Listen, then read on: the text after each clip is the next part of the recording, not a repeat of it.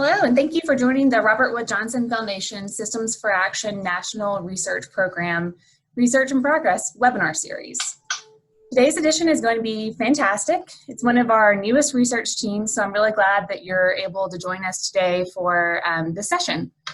I want to do a little introduction for the Systems for Action program for those of you that may not be familiar. Systems for Action is one of the research pillars of the Robert Wood Johnson Foundation that helps to build evidence to support the Foundation's strategy of building a culture of health across the United States. Systems for Action focuses on strategies to better align social service delivery systems, public health systems, and the medical sector with the goal of improving population health, while also addressing medical outcomes and social determinants of health with the goal of improving health equity. All of our studies look at better aligning and better coordinating these medical systems with social and public health systems for a variety of different populations who experience fragmentation and disconnect in terms of social services and supports they need to be healthy. So with that, I'll introduce our wonderful research team that you'll be hearing from today. However, before I do that, I will want to note that there will be a Q&A section at the end of their presentation. So I invite you to use the Q&A feature in Zoom to ask any questions you might have. Okay, so today I'll be doing the welcome, which you just heard, and then we'll have Alicia Bunger, Fawn Goodell, Catherine Lancaster, and Erica Magier presenting, and then Fawn will also provide commentary at the end of their presentation, and then we'll move to the Q&A section. So Alicia is an associate professor in the College of Social Work at the Ohio State University. Her research examines how can human service organizations and professionals work together to improve service access, quality, and outcomes for the communities they serve. Currently, she's focusing on the implementation of interventions that require collaboration across systems and is interested in developing practical tools to support executive leaders. We also have Fawn Goodell, who is the director of the Ohio START at the Public Children's Services Association in Ohio. She began her career at the Family and Youth Law Center, where she has most recently served as the associate director and clinical supervisor. She began her work with the center during her first year of law school in 2004 as a legal intern, and then transitioned to a staff attorney in 2007 and became the associate director in 2014. In addition to her experience at FY Law, Ms. Goodell worked as a paralegal at an insurance defense firm and interned with the Ohio Department of Job and Family Services and Ohio CASA. She also served as a guardian ad litem in Franklin County. Ms. Goodell received her bachelor's degree in marketing magna cum laude from Xavier University and her Juris Doctor from Capital University Law School cum laude, concentrating in children and family law. We also have Catherine Lancaster. She's a PhD and an assistant professor at the College of Public Health at the Ohio State University. She, as an infectious disease epidemiologist, she's passionate about addressing the burden of substance use and HIV, STI among key populations in the United States and globally. Her work is specifically among people who inject drugs and female sex workers, and has resulted in publications in the Journal of the International AIDS Society, Lancet International Journal of Drug Policy, PLOS ONE, and the Journal of Medical Ethics. She also serves on the editorial board of Sexually Transmitted Diseases to promote scholarship specifically related to the intersection of substance abuse and sexually transmitted infections. Erica Magier is an MSW, LSW. She's a doctoral student in the College of Social Work at the Ohio State University. She's a two-time graduate of OSU's College of Social Work, earning both her BSSW with honors in 2017 and her MSW with the School Social Work Specialization in 2018. Now in her final years of doctoral coursework, her research interests focus on implementation of prevention programming in child-serving areas with specific interests in school settings. Her research interests also concentrate on implementation in child welfare systems through her role as a graduate research assistant under supervision from Dr. Alicia Bunger. So with that, I will hand it over to Alicia so you can hear more about their research.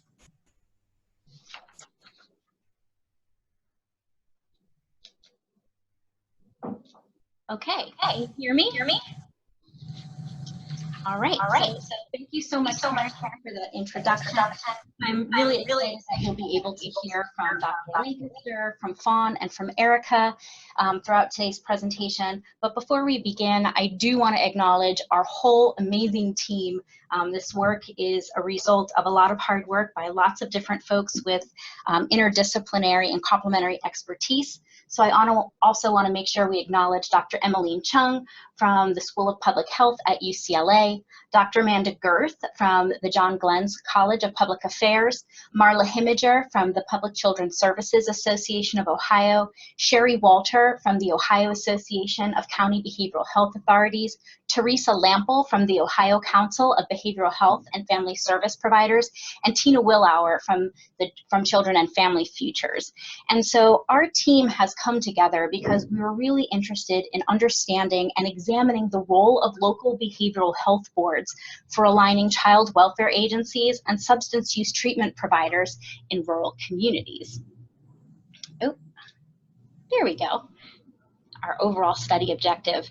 And so this is really important and urgent work that our partners in the communities are doing. And just to provide a little bit of context, I'm going to turn it over to Dr. Kathy Lancaster from OSU's College of Public Health to talk a little bit more about the opioid crisis here in Ohio. Thank you, Alicia. So as some of you may be aware, Ohio is experiencing a severe opioid abuse epidemic.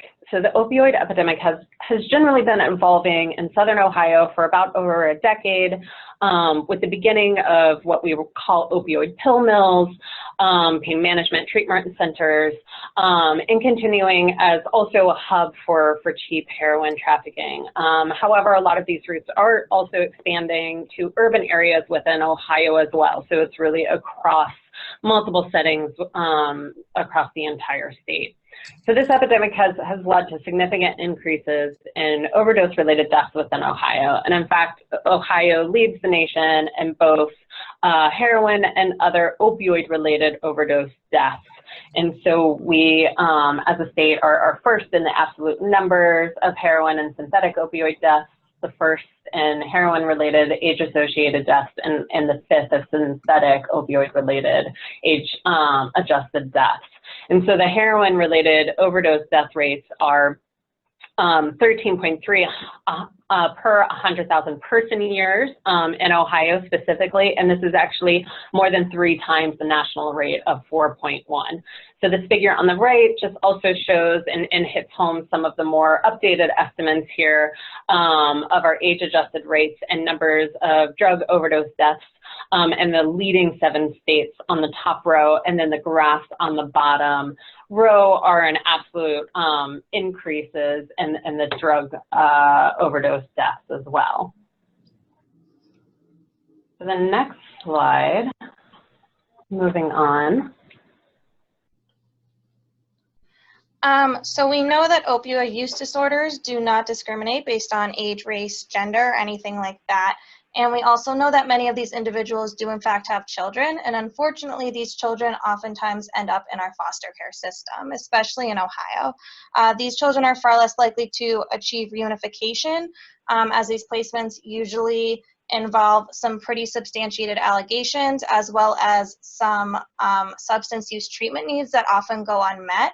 And as a result, Ohio has come up with and has determined that we need a way to intervene with these families to make sure that we are best serving both the children and the parents with these substance use and opioid use disorders. And with that, I will pass it off to Fawn, who will discuss our project. Good morning, everybody. My name is Fawn Goodell, and I'm the director of Ohio START. And so I'm going to take a little bit to tell you about the START model. As you can see on the screen, START stands for Sobriety, Treatment, and Recovery Teams. START is a national model that was initially began in Cuyahoga County in Ohio, which is Cleveland, about 25 years ago, as a response to then the crack epidemic. And after that time, it moved to Kentucky, where it has been in Kentucky for about 12 years. And then 2 years ago, we adapted the START program and brought it to Ohio as a way to respond to the opioid epidemic that you just heard about. And the key components, there are 7 key components for the START program that I will share with you. They are listed on the right-hand side of the screen.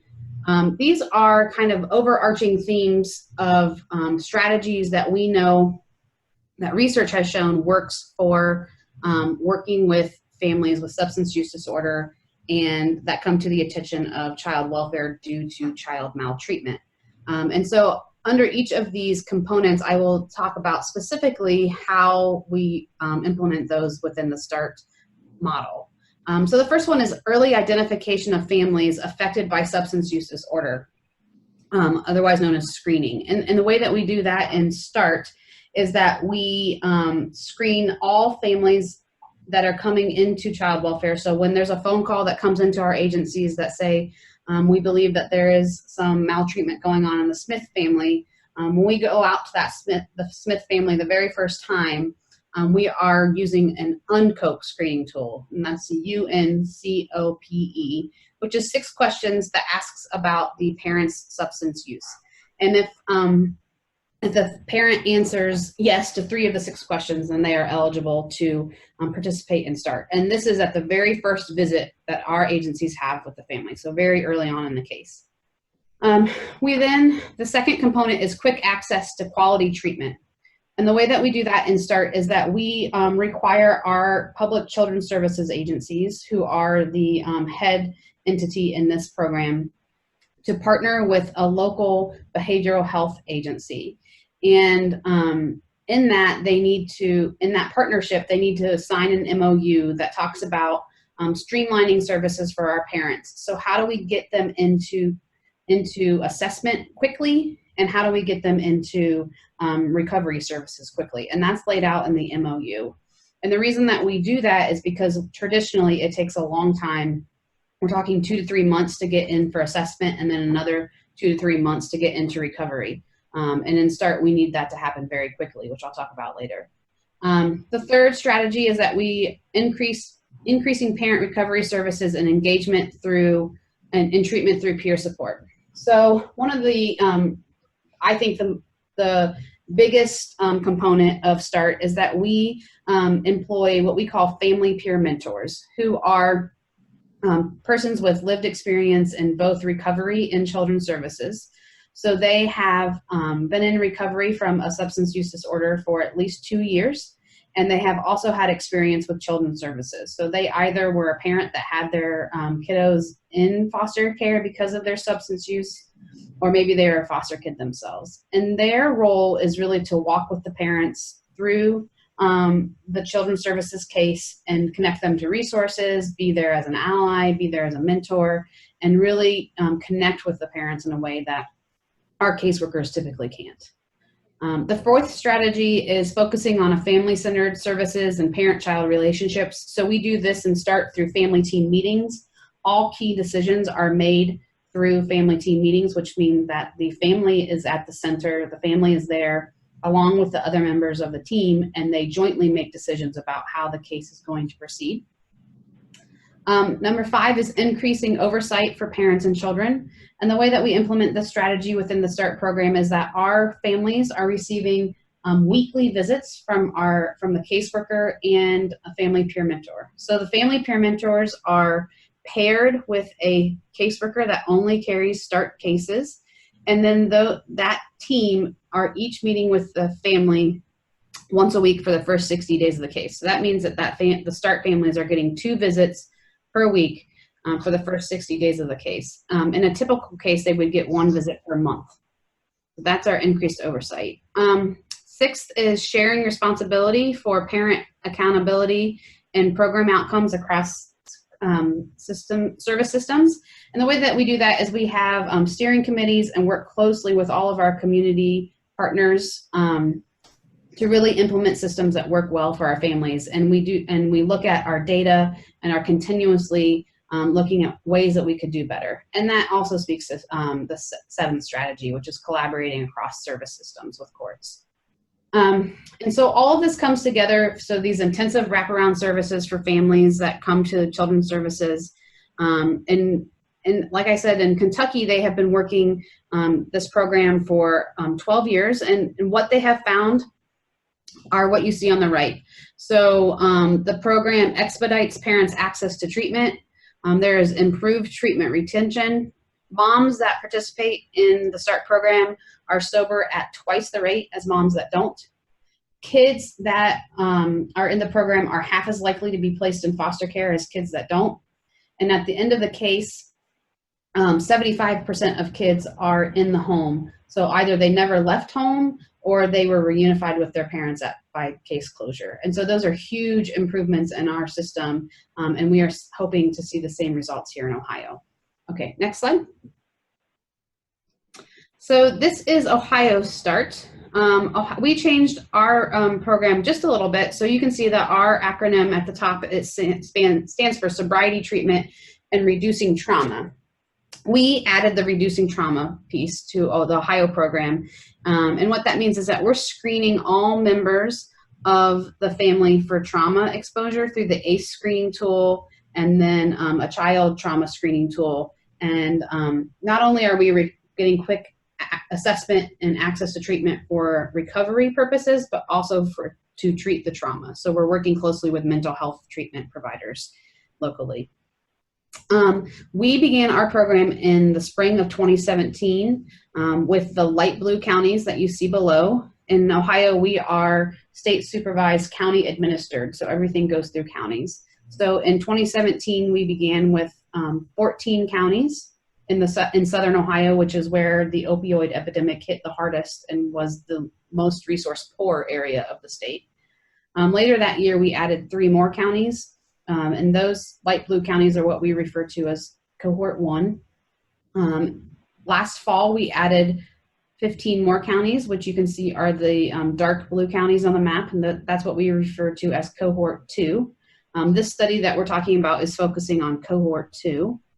And we are currently in the application process for cohort 3, which will add 15 more counties this fall. So this fall, we will be up to a total of 47 counties in the Ohio START program, and Ohio has 88 counties, for those of you that aren't familiar with Ohio. So we will be in about half of the state by the end of this year.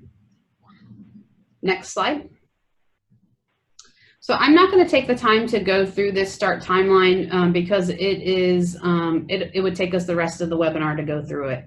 But I wanted to have you guys be able to see this. This is what we refer to as our timeline and maps out what happens in a START case from day 1. So when the date that the phone call comes in to the agency and the agency decides that this case needs to be screened in to day 38. And as you can see, we have a really tight time frame about what needs to happen when.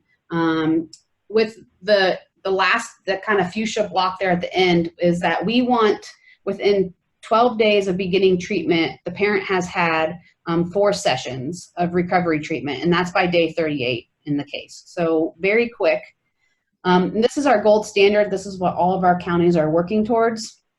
And one of the reasons that we stick so tightly to this time frame is that we know that this time frame is indicative of collaboration. So our counties cannot reach these goals of this time frame, this tight time frame, without working very, very closely with their community partners, with their behavioral health partner, to get the parents into quick assessment, quick referrals for treatment and intensive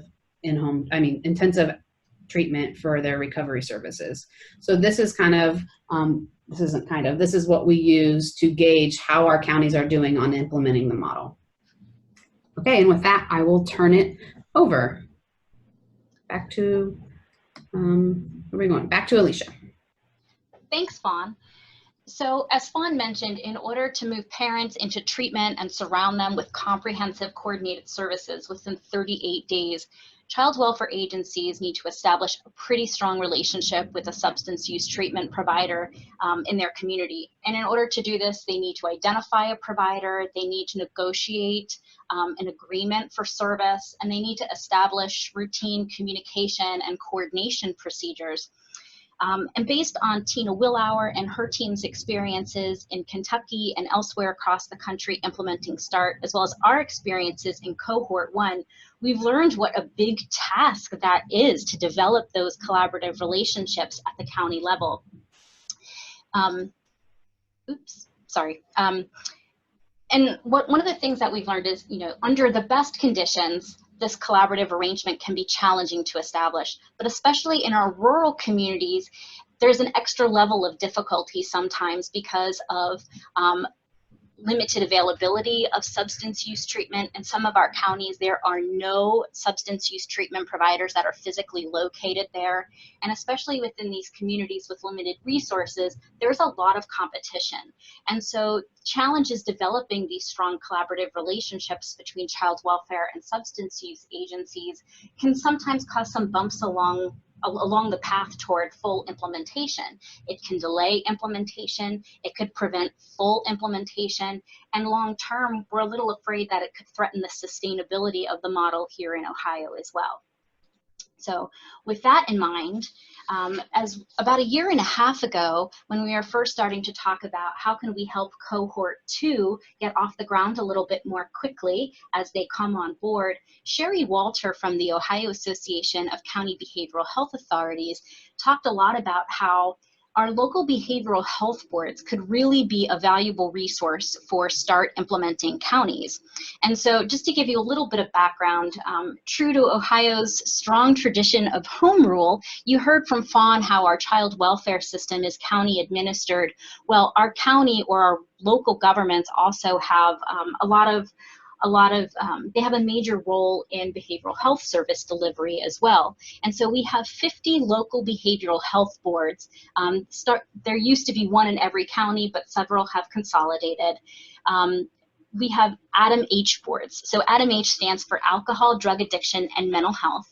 And these boards are centralized regional administrative entities. They're quasi-governmental, and they serve the public health function in our behavioral health world in Ohio. They assess for community needs, they develop programs, they deploy financial resources. Many of our counties have tax levies that generate designated dollars for behavioral health services. So these boards are often responsible for administering these dollars. And so essentially they develop local systems of care and they manage the local network of behavioral health providers. And so when we start to look at some of the literature on network management and network governance, what these boards do are very similar to what we might expect from a network administrative organization. So a centralized authority for managing these local networks. And so this is really the reason behind Sherry's suggestion that, hey, these ADAM-H boards could really be a resource in our START communities. And so from there, we started to think a little bit more strategically. And this was really the inspiration for our study we're very grateful for funding from the Systems for Action program that we're able to do this. And so as Carrington mentioned before, we are part of the 3rd cohort of grantees through the Systems for Action program. We just got underway this past May.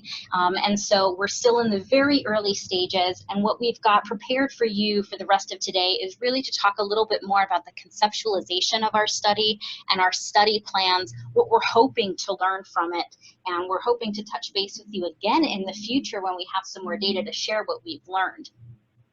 So just to sort of talk about how we're thinking about this study, we have our child welfare agency, who's our social service partner. They need to develop a strong collaborative relationship with our substance use treatment provider in their community, which represents the medical care sector. And our hypothesis is that our local behavioral health boards, which represent the public health function within our behavioral health communities, we believe that they have a potentially supportive role in our system alignment work. And our goal in this study is to understand what the strategies are that boards engage in to help align these systems, and what's the impact on implementing the START model, at least in our cohort 2 counties. And so consistent with that larger overarching research question, our first aim is to examine the extent to which behavioral health boards are engaged in system alignment. And so we're really just focusing on the relationships here between the behavioral health board, their substance use treatment providers, and the child welfare agencies in the START implementing counties in cohort 2. And so our studies inspired and informed by some of the literature on network management strategies, which suggests that these centralized administrative bodies, these network administrative organizations, engage in a variety of management strategies here that might be really useful and might be occurring naturally in practice. These strategies range from helping to identify potential partners who could work together, going forward and brokering those relationships, mobilizing resources, or even incentivizing partnerships and alignment.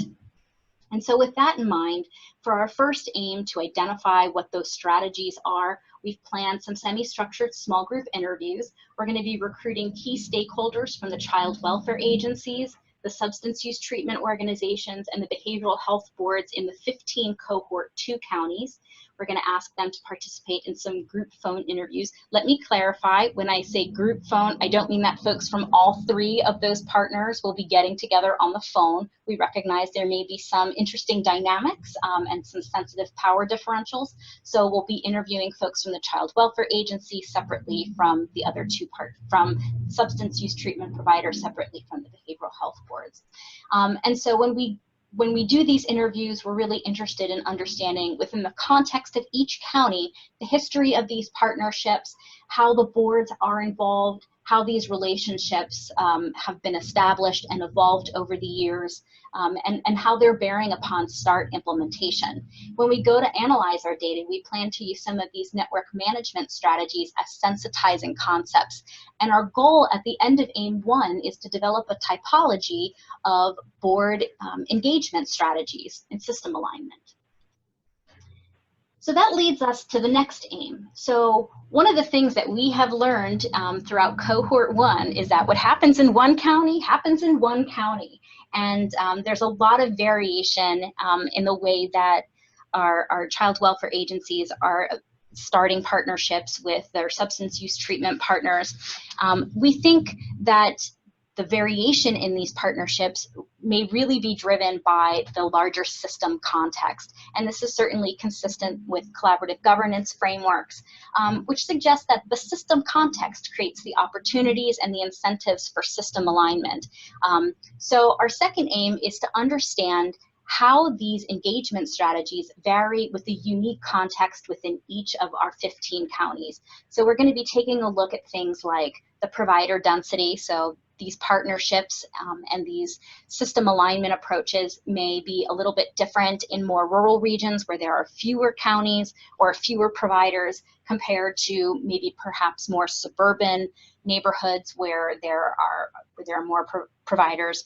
We're going to be taking a look at the extent of county needs. As Kathy talked about, the opioid crisis looks a little bit differently regionally throughout our state, so that's something we want to consider. And we also want to take into account the history of collaboration within each of these local systems. So for AIM 2, we plan to use a multi-method, multiple case study approach. We're going to draw from the typology that we developed in AIM 1, and then we're going to start to take a look at some of those other system level features to examine patterns. And so finally, we are interested in this because we think it makes a difference for START implementation. And so our third aim, we want to understand what the impact of these board engagement approaches are on 3 key outcomes. We're looking at the timing of the partnership between the substance use treatment and the child welfare organization. We're going to examine the impact on the strength of the collaborative relationship. And then finally, we're going to take a look at the impact on START fidelity, which is our major implementation outcome. And so chiefly, we're going to be looking at rates of screening, referral to treatment, and timely treatment. We're going to go back to that timeline that Fawn talked about before. Long term, we also think that with better START fidelity, we'll also see better client outcomes. And so that's sort of that's a grayed out box because that's a wish list. That's something that we hope to do in the future if we're able to link all of our data, but it's a little bit outside the scope of our Systems for Action study, for now anyway.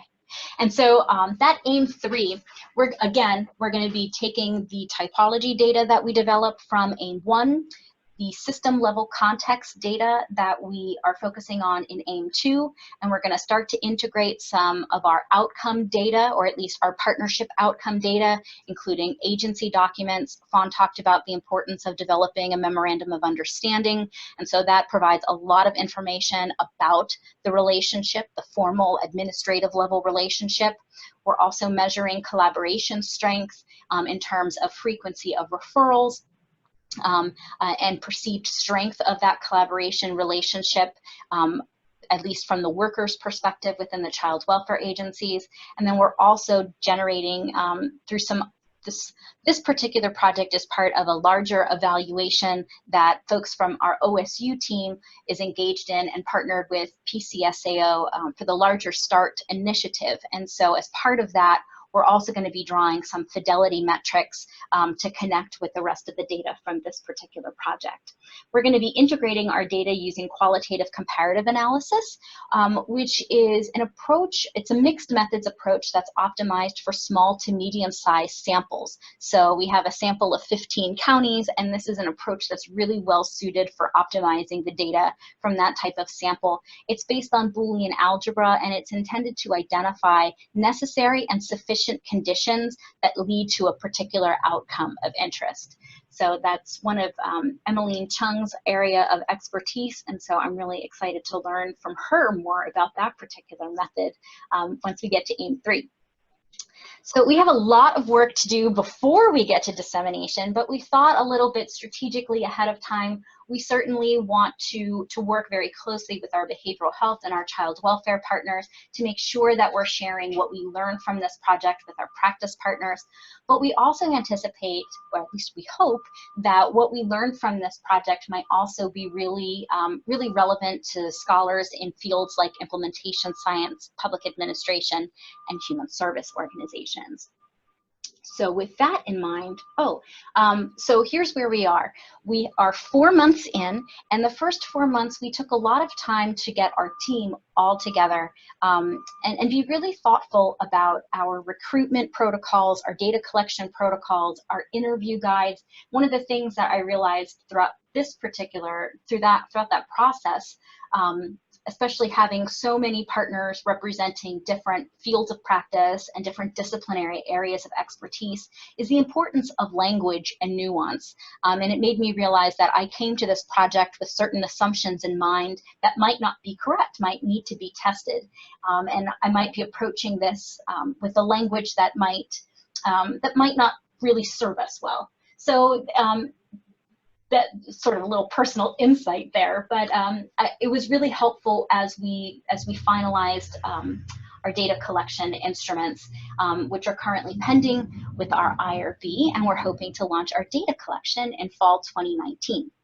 So with that, I'm going to turn it over to Fawn Goodell from the Public Children's Service Association of Ohio, who is going to talk a little bit. She's going to provide our commentary about the practice relevance of our Systems for Action study, and also talk a little bit more about our academic community partnership, and also talk about some of our early thoughts about how we might develop some useful tools and other products from our work together.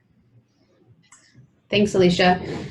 So I'll start out by talking about our partnership with the evaluation team. So at Ohio Start, we have partnered with the Ohio State University School of Social Work, which is where Dr. Bunger is from, and then also the Ohio University Voinovich School of Public Policy. And we partnered with them back at the very beginning of our pilot program back in 2017, and they agreed to evaluate our program for us, and which was huge for us. We really want to be able to have the data to back up the program, because one of the aims for us since beginning this program has been to to really expand the program, to change the way that we in child welfare work with families that have substance use disorder. We were at a point when we implemented this program where a lot of our caseworkers and agencies just felt at a loss with working with families that were had an opioid use disorder. They were just really dismayed and felt like nothing that we were doing was working.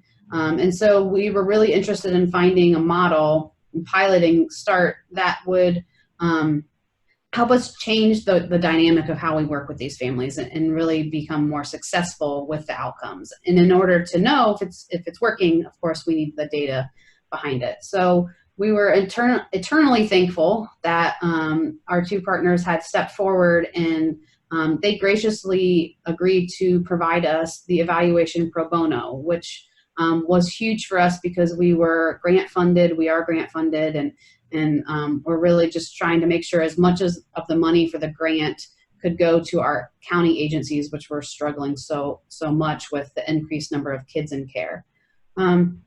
And so we've been working really closely for the last 2 years, and out of that relationship with OSU and OU, there have been other grant opportunities that have come along that they were interested in pursuing. And so we've always had an open line of communication. We meet regularly, monthly, have many phone calls and talk pretty frankly about the opportunities that are coming forward for other evaluations that are projects or programs that could really help to build the database and the evidence for this program and help support our evaluation team in their work. And so this opportunity came along, and Alicia brought it forward, and we agreed that this sounded like a great opportunity for her, for OSU, and for the START program. But in our candid talks, one of the things that I had to say to Alicia was, look, this is great, and we fully support it, but we can't put anything else on cohort 1. Ohio START has been really well received in the state of Ohio.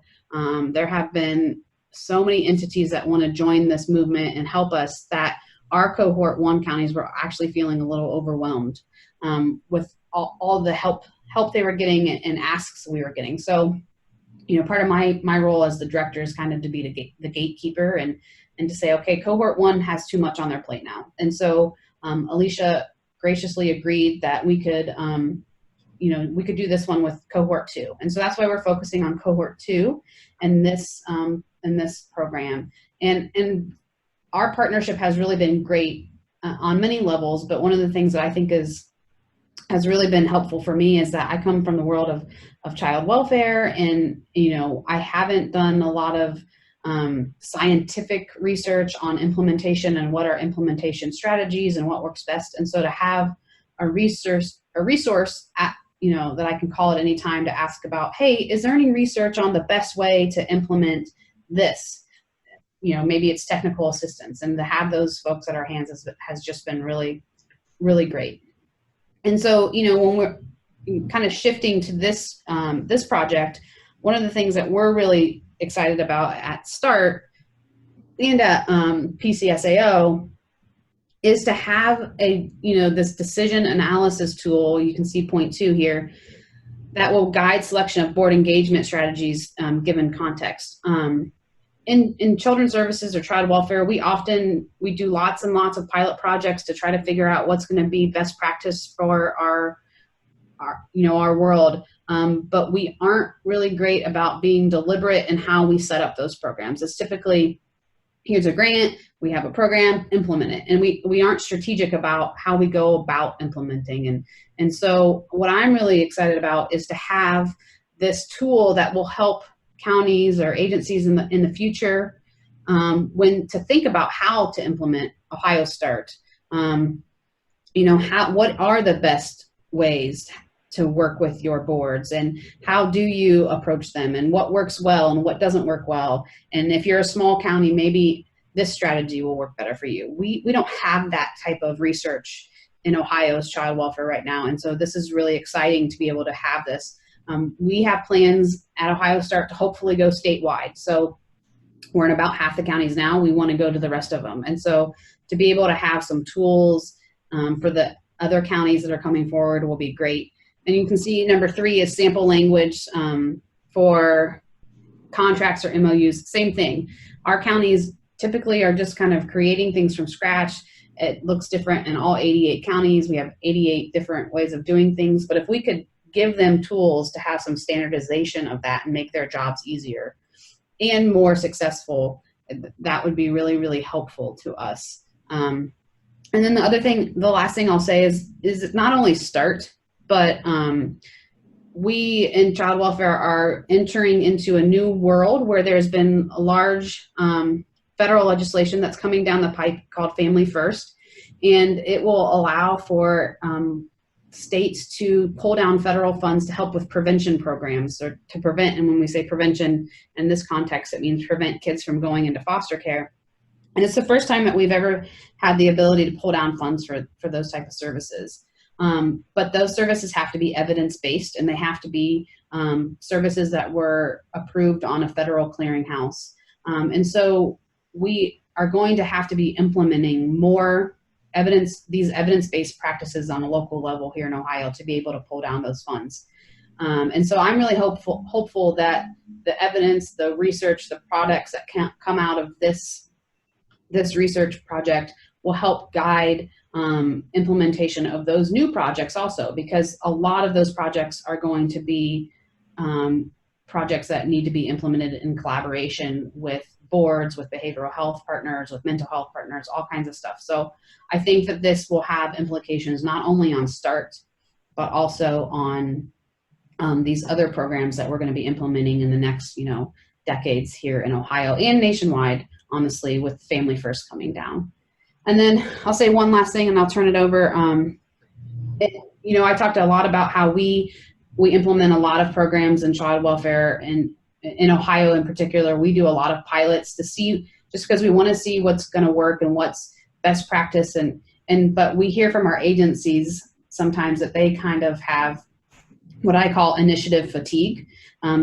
They just, another program's coming in here, we're gonna have to change our practice, and what's this gonna do? And so any tools that we can give our agencies in order to make these initiatives easier to implement, standard language, talking about how we partner with folks, that is going to be really helpful, and I hope will help to alleviate some of that initiative fatigue. So with that, I will turn it back over. Great, thank you for that input, Fawn. That was really insightful. So now we'll move to the Q&A section. So if you have any questions that came up during this presentation, I invite you to use the Q&A feature. We have not had any come through yet, so if you have any, please put them there. I'll give you a few minutes.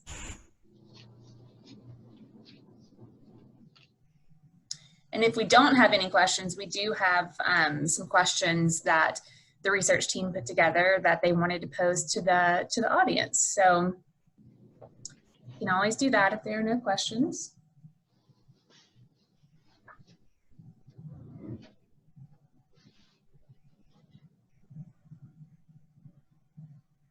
Okay, I don't see any coming through, so we're going to move to these questions for the attendees that came from the research team.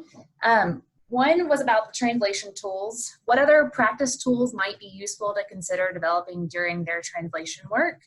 And then the second question was all about stakeholder engagement. Who else might be interested in what we are learning, and how might they engage them? So if you have any insight on that, please use the Q&A feature and I'll see your answer, and we can read that out loud to the rest of the group.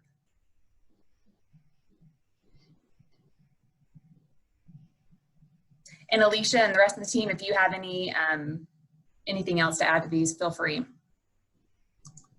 Okay, we just had something come through. Please say a little more about the method that will be used for one of the aims.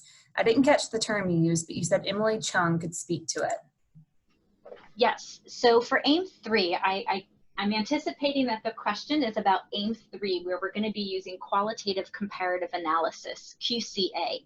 And I'm not very familiar with that particular approach, but we're all going to be by the end of this project. This is, as I mentioned before, this is an approach that's optimized for small to medium sized samples. So I think the smallest cutoff is about 12, but I've also seen it used with samples upwards of 50, 60, 70 cases. And it's a way of integrating both qualitative and quantitative data. And the purpose of this particular approach, it's not like a regression model where we're looking at, what factors are associated with our outcomes. And rather, it's an approach that allows for equifinality. So the notion that what works in one county might not work in another, and that there are lots of different pathways to a successful outcome. And so from what I understand of the method, it's based on Boolean algebra, and what we'll do is we will take each of our variables that we've anticipated in advance. So you can conceptualize it in similar to a regression in that they're independent and dependent variables. So in our case, we're thinking about our independent variables being the county context, like the provider density, the extent of behavioral health and child welfare service needs, also the history of collaboration. Those would be our quantitative measures that we can calculate at a county level for our 15 participating counties. Then we're also going to take as our independent variables the different types of board engagement strategies that we're going to be identifying in our first aim. So we'll be able to identify in each county what types of strategies boards are engaged in around system alignment for Ohio START. And so one of the beautiful things that I think about qualitative comparative analysis is that if your data are clear cut where you can make a determination, a dichotomous determination, you can do so and enter your variable that way. Or if there are more variations within your variable, you can also assign certain cut points. I think about this sort of like categorizing that particular variable. That's a variant of qualitative comparative analysis called fuzzy sets. And so we'll be able to operationalize each of our variables however our data dictate are best suited. So that would be an arrangement of our independent conditions. And then we would take a look at which of those conditions, or what are the patterns of those conditions that are associated with our three dependent variables, which is the timing of the partnership, the strength of the collaborative partnership, and then the fidelity to its implementation. And so what we'll learn at the end of that analysis are whether there are certain board strategies that happen in certain county contexts that are associated with successful implementation and collaboration. So we might find something like in more rural regions, it is better implementation happens when boards help identify partners, substance use treatment partners, versus in urban counties where there's a dense provider network, they may not need help, as much help, hypothetically, I don't can attest this, of course. They may need less help. There may need to be less board engagement to identify and set up those partnerships, and they're still able to attain the same outcome of implementation. So I hope that was helpful in some way.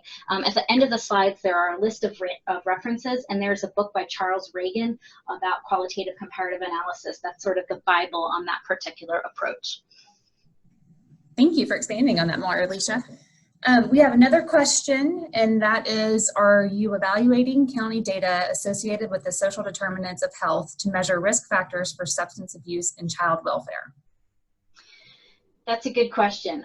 So we are not looking at necessarily the risk factors for either child welfare involvement or substance use in general. One of the things, as you might imagine, although our qualitative comparative analysis is certainly optimized for our small sample, as with any kind of analysis, the more complex you make those models conceptually, the more difficult it is to identify patterns and have some confidence about the results. So we are not planning on looking at that specifically, although with our qualitative approach generally in aims 1 and 2, we're certainly open to discovering themes about social determinants of health, and actually themes about the county context and collaboration and START implementation in each of those counties that seem to be connected to their success developing these partnerships and implementing the START model. And so if we start to hear those themes emerge from those interviews, I think the beauty of an emergent design like ours is that we'll be able to respond to that in kind, and if we do need to collect some of that information, we can think about the best ways and the most efficient ways of doing that.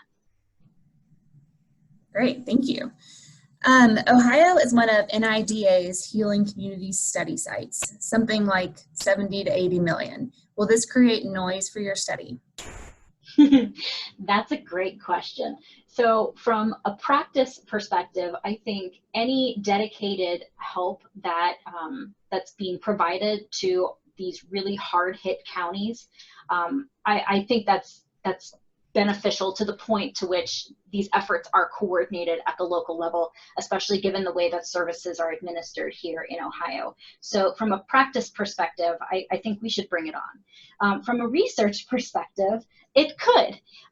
It absolutely could. From what I understand, I'm not part of the Healing Grant team. From what I understand about that project, there's going to be a lot of effort focused around the state, and I think in 15 communities specifically, about implementing medication-assisted treatment and other types of substance use treatments on the ground.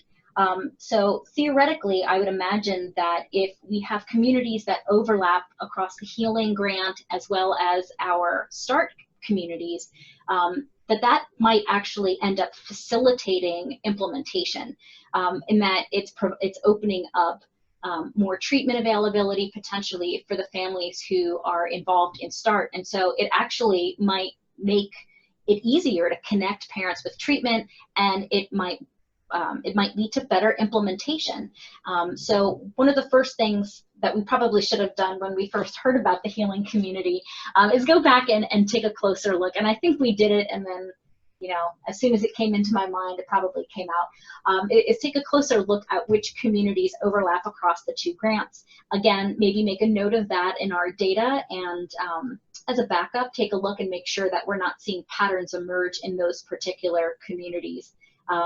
You know, I think one of the things about our study that I think is special, but also adds a little bit more complexity, is that this is services as they're being developed and being delivered in the real world. And so with those types of naturalistic designs, I'm less concerned about strict control, and really more concerned about making sure that we capture what's really going on and making sure that we account for it when we look at our results.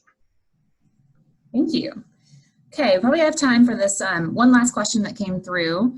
It is, a decision analysis tool was mentioned towards the end of the discussion. Can you say more about what tool you are using, or if this is something that you plan to develop? Sure, this is something that we're planning to develop, and again, I think a lot of it depends on when we actually start to collect our data and analyze our data and have our results. But this actually comes from a conversation that Fawn and Marla and I had when we first talked about potentially putting together a proposal for this study about over a year ago now. And we talked about, you know, how do we make what we potentially learned from this work relevant and useful to you as you're implementing in cohort 2 and cohort 3 and in the future statewide. You know, and Fawn's message was, don't write a long report, but also if there's a way that we can help distill down decision points about partnerships that could lead them to quicker collaborative relationships and quicker implementation, let's figure out how to do that. And so from that conversation, we thought about maybe having some sort of decision tree. Now, I'm not talking about a decision tree like you might find in an IT department, or where there's, you know, a mathematical algorithm. I'm thinking more of like a very simplistic one-page representation. And this is where we could draw on the results of our qualitative comparative analysis model in AIM-3, and we can start with some features of the context. So are you in this kind of county? Do you have these kinds of needs? Do you have you know, do you have a treatment provider that you've partnered with in the past? Of course, those types of features are things we'll have to wait to hear from our results, which ones emerges most salient. But we envision sort of taking those results and setting up the context and walking child welfare agencies through the process of, if you meet these conditions, maybe think about reaching out to your behavioral health board. If you're a board and you're in this kind of context, maybe consider these types of strategies for helping to connect your behavioral health providers in your community with your child welfare agencies. So we're thinking more of like a one-page visual tool to help walk through some of these decision points. And it's something that we absolutely will be talking more about as we have our results from our analyses. We're planning in our year 2 to get the whole team together in person, really considering these tools, revisiting our original plans, and blocking out sort of an outline of what these translational tools might look like. So we're looking forward to sharing with you what we find and what we develop from that process. Great, thank you. I just want to thank you all again for the great presentation that you just hosted and for answering the questions as they came through. Like you mentioned, Alicia, this is a research project that's in the very beginning stages, and so we're really excited to see what your research findings may provide in the future. To any of you that are listening now, if you are interested in following along in the progress on this project, you can visit the project page on systemsforaction.org under our research tab. And here you can find other presentations that they might have, and you can find maybe publications that they're going to publish, and then they'll also be presenting in future research and progress webinars as well. So with that, this is an ongoing series of webinars, and so our next one is going to be on Wednesday, September 11th at 12 p.m. Eastern Time. A team from Cornell is going to be presenting on financing integrated health and social services for populations with mental illness, so we're excited about that. And then the next one's going to be September 25th at 12 p.m. Eastern Time, and we are in progress for deciding what that one is going to be on.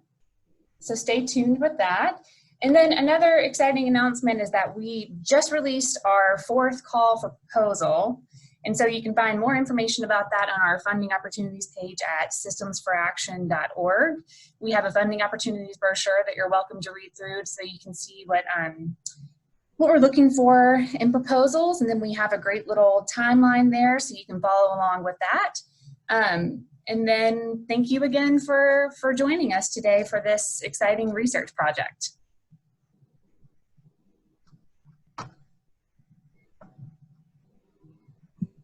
Thank you.